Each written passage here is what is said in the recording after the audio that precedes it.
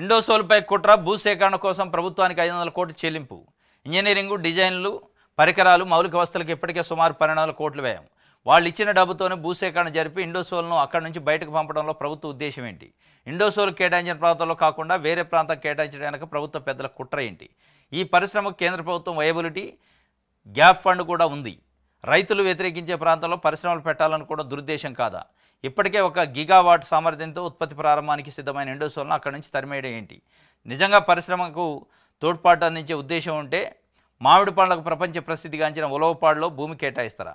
ఇప్పటికే కంపెనీ ఏర్పాటుకు అంతా సిద్ధం చేసుకున్న ఇండోసోల్పై ఇది కుట్ర కాదా? ఇండోసోల్పై కుట్ర చేశారట.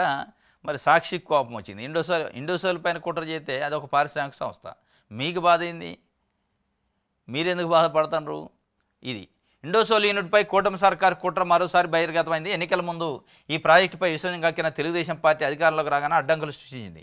ఇప్పటికే ఉత్పత్తికి అన్ని విధాలా సిద్ధమైన ఇండోసోల్ యూనిట్ను రైతులు ఆమోదయోగ్యం లేని మరో చోటుకు తరలించడం ద్వారా మొత్తం ప్రాజెక్టునే గందరగోళంలోకి నెట్టేసింది. గత ప్రభుత్వం చేవూరు, రావూరు మండలాల్లో ఎటువంటి వివాదం లేని పంటలు పండని 5148 ఎకరాల భూమిని కేటాయిస్తే ఇప్పుడు దాన్ని రద్దు చేసి రైతుల ఆమోదయోగ్యం లేని 2 పంటలు పండే భూమిని కేటాయించడం ద్వారా వివాదం రాజేసింది. గత ప్రభుత్వం ఇండోసోల్ కోసం రైతులను ఒప్పించి ఏపీ మారిటైమ్ బోర్డు ద్వారా భూసేకరణ పూర్తి చేస్తే ఇప్పుడు ఈ భూమిని ప్రభుత్వం ఇవ్వనంటుంది. దీనికి ప్రతిఫలంగా కారేడు, ఉలవపాడు మండలాల్లో 8348 ఎకరాలు సేకరించి ఇస్తానంటుంది. ప్రపంచ ప్రసిద్ధిగాంచిన ఉలవపాడు మామిడి 2 పంటలు పండే భూమిని కేటాయించడం ప్రభుత్వ దురుద్దేశాన్ని బహిర్గతం చేస్తుంది. చేవూరు, రావూరు మధ్య భూసేకరణ కోసం గత ప్రభుత్వ ఆయనలోనే ఇండోసోల్ 500 కోట్లు చెల్లించింది. 114 ఎకరాల్లో తొలి దశ కింద 1 గిగావాట్ సామర్థ్యంతో యూనిట్ని ఏర్పాటు చేసి ఉత్పత్తికి సిద్ధంగా ఉంది. విస్తరణ కోసం ఇప్పటికే 1200 కోట్లతో డిజైన్లు, పరికరాలు, మౌలిక వస్తువులను కల్పించింది. ఇప్పుడు భూ మార్పిడితో మొత్తం ప్రాజెక్టు భవిష్యత్తు అగమ్యగోచరంగా తయారైంది. ఇది ఇండోసోల్ పైన కుట్ర జరిగింది. ఇదే ఇండోసోల్ పైన రావూరు, చేవూరు మధ్యలో అప్పట్లో జగన్మోహన్ రెడ్డి ప్రభుత్వం భూములు కేటాయిస్తే 5148 ఎకరాలు భూసేకరణలో తెలుగుదేశం పార్టీ తీవ్రంగా విమర్శించింది. దీని వెనక వైకాపా పెద్దలనూరు, వైకాపా పెద్దలకు సంబంధించిన కంపెనీ అని. వాళ్ళు ఆల్రెడీ 500 కోట్లు తొలిదశకి ఇచ్చారట. 1200 కోట్లు మళ్ళా డెవలప్మెంట్కి 1 యూనిట్ కూడా ప్రారంభమైంది. ఈ దశలో ఉలవపాడుకి ట్రాన్స్ఫర్ చేసిండాడు చంద్రబాబు నాయుడు గారు. మరి అప్పట్లో చేసిన విమర్శలకు అనుగుణంగా తెలుగుదేశం పార్టీ వైఎస్ఆర్సీపీ నాయకులు దీని వెనకుండానే ఉద్దేశంతోనే మొత్తానికి ఏం కానీ దాన్ని మార్చే ప్రయత్నం, మార్చి ఎక్కడ తీసిపోయిండు, 2 పంటల బండి ఉలవపాడుకు తీసిపోయిండట. మరి చేవూరు, రావూరులో ఇంకేమైనా స్కెచ్ చేసిండా?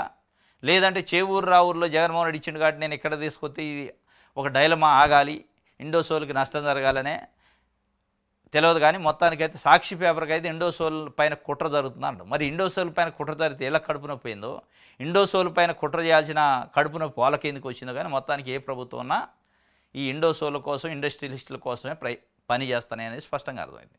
దీనికోసమే నిన్న మొన్న ఆంధ్రజ్యోతి, ఈనాడు పత్రికలో కూడా ఇండోసోల్ పైన వార్తలు రాస్తాను. ఏంది, ఉలవపాడులో రైతులు అంటున్నారు, రైతులు నిరసన వ్యక్తం చేస్తారు, మా ప్రాణాలైనా ఇస్తాం కానీ భూములు ఏమంటున్నారు కాబట్టి ఇండోసోల్ని అక్కడ వద్దు అని. మరి మొత్తానికి ఒక స్కెచ్ ప్రకారమే మొత్తం ఇండోసోల్ అసలు యూనిట్ లేకుండా చేయడం కోసం అక్కడ నుంచి ఇక్కడికి రేవూరు, చేవూరు నుంచి ఇక్కడ మార్చి ఇక్కడ రైతుల ఉద్యమాన్ని ఉసిగొలిపి రైతులు అంటున్నారు కాబట్టి నీ ప్రాజెక్ట్ క్యాన్సిల్ అని చెప్పే కార్యక్రమం ఏదో కానీ మొత్తానికైతే కుట్ర ఉంది అని చెప్పి. ఎందుకంటే ఈనాడు, ఆంధ్రజ్యోతి నిన్న మొన్న వార్తలు రాసినాయి దీనిపైన.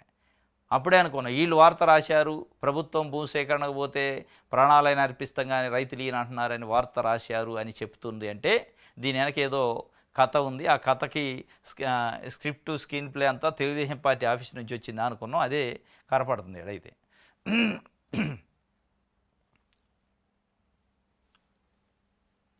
రైట్.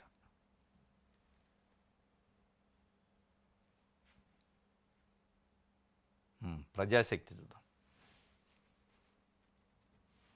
ఆదానికి స్పోర్ట్స్ సిటీ అట. అమరావతిలో 2500 ఎకరాలు అప్పగింత. సర్కార్ ముమ్మర కసరత్ చేస్తుందట. ఆదాని కోసం బాగా కష్టపడుతుంది. 2500 ఎకరాలు అప్పగింతట.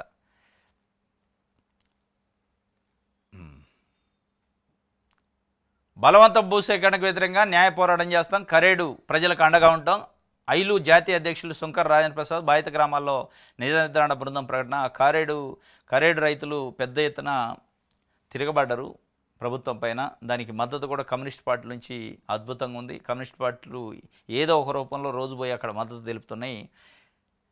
ఇది ఒక రకంగా ఇది. నాడు నేడు కరేడు ఇది మొత్తం ఇప్పుడు జరుగుతున్న వ్యవహారం గురించి రాశారు. నెల్లూరు జిల్లా కరేడ్లో ఇండోసోల్ కంపెనీకి 8,000 ఎకరాలు భూపందారానికి నిరసనగా అక్కడ ప్రజలు జాతీయ రహదారిని దిగ్బంధం చేయడంతో పెను సంచలనంగా మారింది. ఇప్పుడు ముందుకొచ్చిన ఇది కూడా పాత అంశమే. ఈ భూముల్లో ప్రాజెక్టు పెడతామంటూ ఇండోసోలు షిరిడి సాయి కంపెనీలు రాష్ట్రానికి కొత్త కాదు. 2023 అక్టోబర్ 27న టీడీపీ నేత సోమిరెడ్డి చంద్రమోహన్ రెడ్డి మీడియాతో మాట్లాడుతూ అధిక ధరకు డిస్కమ్లు ట్రాన్స్ఫార్మర్లు కొనుగోలు చేయడంపై సీబీఐ విచారణ జరపాలని డిమాండ్ చేశారు. ఇది భారీ స్కామ్ అని డిస్కమ్లు తీవ్రంగా నష్టపోతున్నాయని ఆరోపించారు. నవంబర్ 2న బీజేపీ అధికార ప్రతినిధి Lanka Dinakar Indosol solar Shirdi Sai electricals YSR Congress party నాయకులు బినామీల కంపెనీలని ఆరోపించారు. నవంబర్ 15న జనసేన నేత ప్రస్తుతం మంత్రి నాదెళ్ల మనోహర్ మీడియాతో మాట్లాడుతూ అప్పటి ముఖ్యమంత్రి సన్నిహితులు 22 నెలల క్రితం ముందుకు తెచ్చిన డొల్ల కంపెనీ అని ఆరోపించారు. కాబట్టి వైసీపీ నాయకుల బినామీలకు టీడీపీ కూటమి ప్రభుత్వం 8,000 ఎకరాల విలువైన భూములు కట్టబెడుతుందా? ఇది నిజమా కాదు టీడీపీ కూడా అని ఎలక్ట్రోరల్ బాండ్లు సాక్ష్యం చెప్తాయి. షిరిడి సాయి కంపెనీ టీడీపీకి 2024 జనవరిలో 40 కోట్ల విలువ చేసే ఎలక్ట్రోరల్ బాండ్లు చెల్లించింది. అసలు కథ ఇది. అందుకే ఆ ఊళ్ళల్లో జనం రోడ్డు ఎక్కినా అటు అధికార కూటమి లేదా ఇటు ప్రధాన ప్రతిపక్షం కిమ్మనడలేదు. ఇది కథ. అటు వైఎస్ఆర్సీపీ ఉన్న తెలుగుదేశం పార్టీ కూటమి ప్రభుత్వం ఉన్న మొత్తానికి రైతుల భూమిని తీసిపోయి ఇండోసోలుకో లేకపోతే ఇంకోడుకో షిరిడి సాయికో పారిశ్రామికవేత్తలకో ఇచ్చే కార్యక్రమం ఎజెండా. ఇది పెద్ద మార్పు ఏమి ఉండదు. మార్పాల్లో ఏముంటుందంటే విమర్శలు, ఆయన ఉన్నప్పుడు ఈయన విమర్శ, ఈయన ఉన్నప్పుడు ఆయన విమర్శ చేయడం తప్ప ఇండస్ట్రియలిస్టుల కాడికి వచ్చేటప్పటికి వాళ్ళకి భూములు ఇచ్చే విషయంలో ఇద్దరిది ఒకటే పాలసీ. అటు కేంద్ర ప్రభుత్వం అయినా ఇక్కడ రాష్ట్రాలలో ఉన్న ప్రభుత్వాలైనా పారిశ్రామికవేత్తలని ఎట్లా బాగు చేయాలి అనే కాన్సెప్టు ప్రజలను గాలికి వదిలేసి ప్రజల భూముల్ని పారిశ్రామికవేత్తలకు ఎట్లా కట్టబెట్టాలి. ఇదే ఇండోసోల్ పైన, ఇదే షిరిడి సాయి ఎలక్ట్రికల్స్ పైన Telugu Desam party, BJP party, Janasena party అత్యంత ముఖ్యమైన నాయకులు ప్రెస్ మీట్లు పెట్టి విమర్శించి సిబిఐ ఎంక్వైరీ చేయాలన్నారు. అదే ఇండోసోల్కి ఇలా భూములు ఇస్తారు, అదే వాళ్ళతో ఒప్పందాలు చేసుకుంటారు. ఇక ఇట్లా ఉంటుంది అనమాట మన రాజకీయ పార్టీల వ్యవహారం. ఏంటంటే ప్రజల దగ్గరకు వచ్చి నెలకి ఇది ఇస్తాం, ఆ పెన్షన్ ఇస్తాం, ఈ పెన్షన్ ఇస్తాం అని పెన్షన్ల చుట్టూ, ఈ సంక్షేమ పథకాలు, చిన్న చిన్న సంక్షేమ పథకాల చుట్టూ, రైతు భరోసా ఇస్తాం, తల్లికి వందనం, వీటి చుట్టూ ప్రజలను మభ్యపెట్టి తిప్పి అరిసేటోడికి ఒక కండ వేసినట్టు, కరిసే కుక్కకు ఒక కండ వేసినట్టు ఇసిరేసుకుంటూ వీళ్ళ భూముల్ని తీసిపోయి మొత్తం రైతుల భూములు తీసిపోయి ఇండస్ట్రియలిస్టులకి ఇస్తున్నారు. ఇవాళ దౌర్భాగ్యమైన గ్లోబలైజేషన్ పరిస్థితుల్లో ఇదే జరుగుతుంది. వీటిని కప్పిపుచ్చడానికి ప్రజలకు ఏదో ఇస్తున్నట్టు నటించడం, అది ఏ పార్టీ అయినా. ప్రజలకు ఏదో ఇస్తున్నట్టు ఇక మేమే మొత్తం ఉద్ధరిస్తున్నట్టు చెబుతారు. కానీ ఒకవైపు అదే ప్రజల భూములు గుంజుకొని పారిశ్రామికవేత్తలు ఇస్తున్నారు. ఈ దొంగతనం బయటపడకుంటానికి, వీళ్ళ లోపాయకారి ఒప్పందాలు బయట పడకుండా ఉండటానికి ఒకరినొకరిని విమర్శించుకుంటూ ఉంటారు. ప్రెస్ మీట్లు పెడతారు, సిబిఐ ఎంక్వైరీలు అంటారు. అదే ఎంక్వైరీలు అన్నోళ్ళు ఇలా సీట్లో కూర్చున్నారు. ఇగో ఎడు చూడరా స్మార్ట్ మీటర్లు పగలగొట్టమన్న స్మార్ట్ మీటర్లో ఇప్పుడు ముద్దాయిని ప్రస్తుత విద్యాశాఖ మంత్రి నారా లోకేష్ తన యోగాళం పర్యటన సందర్భంగా రైతులను ఉద్దేశించి మీ పంపు సెట్లకు స్మార్ట్ మీటర్లు బిగిస్తే వాటిని పగలగొట్టండి అని ఇచ్చిండు. ఇప్పుడు సిపిఐ పార్టీ నిన్న పిలిపించింది. లోకేష్ గారు గతంలో స్మార్ట్ మీటర్లు పంపు సెట్లకు బిగించడానికి వస్తే పగలగొట్టడానికి పిలిపించిండు. ఆ పిలుపు మేరకు మేము ఇప్పుడు పగలగొడతాం అంటుంది. ప్రభుత్వం కేసులు పెట్టుకొని ఉంటుందా? ఇలా మీరు కుర్చీలో కూర్చుంటారు అంటే కుర్చీలో లేనప్పుడు పగలగొట్టం, కానీ కుర్చీలో ఉన్నప్పుడు మళ్ళీ ముద్దే. ఎవరున్నా ఇదే పరిస్థితి. ఇక దీనికి మసిపూసి మారేడికాయ చేసి మేము ఆ స్కీమ్ ఇస్తున్నాం, ఈ స్కీమ్ ఇస్తున్నాం, మహిళలకు అది ఇచ్చినాం, వృద్ధులకి ఇది ఇచ్చినాం, పెన్షన్లు ఇచ్చినాం, రైతులకి ఇచ్చిన ఏది ఇచ్చినా ఈ ఇచ్చేదంతా కూడా ఇగో ఇట్లాంటి దొంగ కార్యక్రమాలకు కప్పిపుచ్చడానికి. ఆయన చెప్పిండట అప్పట్లో, ఇది విన్న జనం జగన్ ప్రభుత్వం తెచ్చిన విద్యుత్ స్మార్ట్ మీటర్లో కొత్త ప్రభుత్వంలో ఉండవని ఆనందించారు. కానీ అప్పుడు వాణిజ్య కనెక్షన్లకే పరిమితమైన స్మార్ట్ మీటర్లు టీడీపీ కూటమి సర్కారు వచ్చాక ఇళ్లకు సైతం బిగిస్తున్నారు. గంటకో రేటుగా ఛార్జీ వసూలు చేసే time of the day tariff విధిస్తున్నారు. ఇది గత ప్రభుత్వం ఇప్పటి సర్కారు రెండు బిగిస్తున్నది ఆదానికి సంబంధించిన స్మార్ట్ మీటర్లు, ప్రీపెయిడ్ మీటర్లే. దాంట్లో తేడా ఏం లేదు, కంపెనీ తేడా లేదు, మీటర్లో తేడా లేదు, పొజిషన్ మారింది అంతే.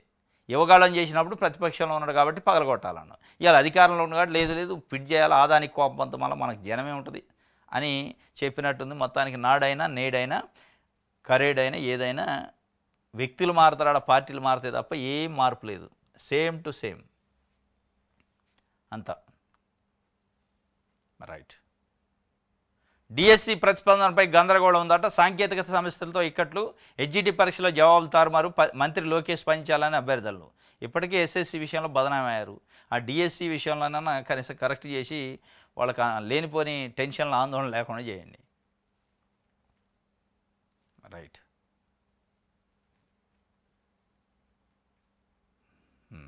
ఇది ఒక వార్త అయితే